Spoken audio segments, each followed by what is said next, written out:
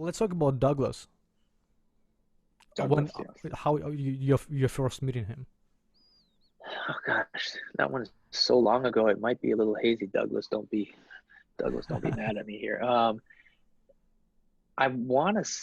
I can't remember if he reached out or we were referred to him, but it was so long ago, and he was just fighting. Everybody was talking about this young kid who's just a phenom, and hence the name Phenom, out of Atlanta, and we started working with him. He was fighting locally in this tournament in Atlanta, and he won that. And it was a big payday at the time, especially for a regional show. I think it was like 10 grand, you know.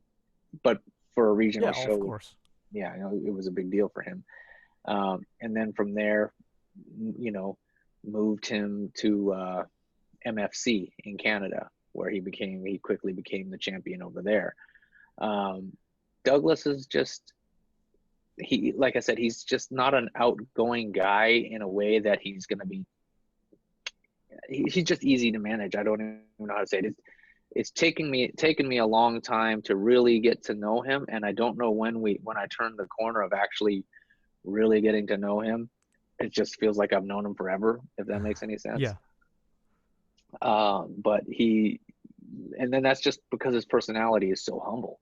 Um, yeah, he just like I said, a lot of fighters they'll want me to come to their shows. They'll need me for that. He's just not that way. So, but now we have this kind of ongoing joke where he's like, "Oh, maybe you'll make it out to one of my fights."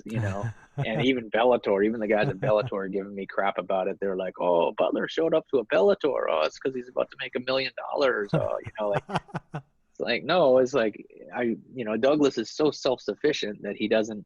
He's never really like he's just not needy.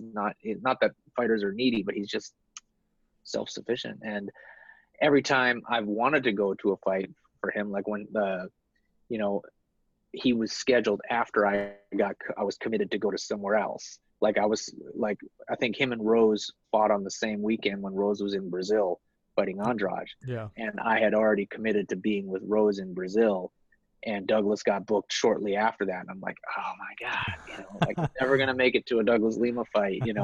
But that's a joke, but I've been to several of his fights, not as many as I would have liked to. Um, and Yeah, so Douglas again, he's just I can't say enough about that guy. He's one of the most loyal, humble guys in the sport, and he is a true representation of a champion That all the way I feel around. like Personally, we and I get the and let's most also fulfillment out of it when I've been with the client from the beginning, and then that client is with us. Like Douglas Lima, for example. yeah. He has been with me since fighting in the regional shows in Atlanta, and gosh, he's probably one of my oldest active clients at this point, and he's killing it right now. But I've been with him all the way through those shows, all the way up until he cashed his $1 million. Yeah.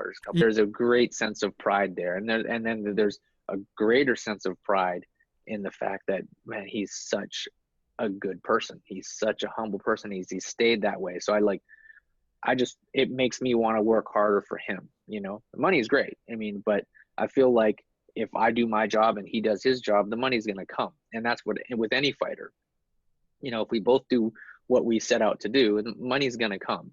But the biggest satisfaction is coming from, these forming these loyal relationships.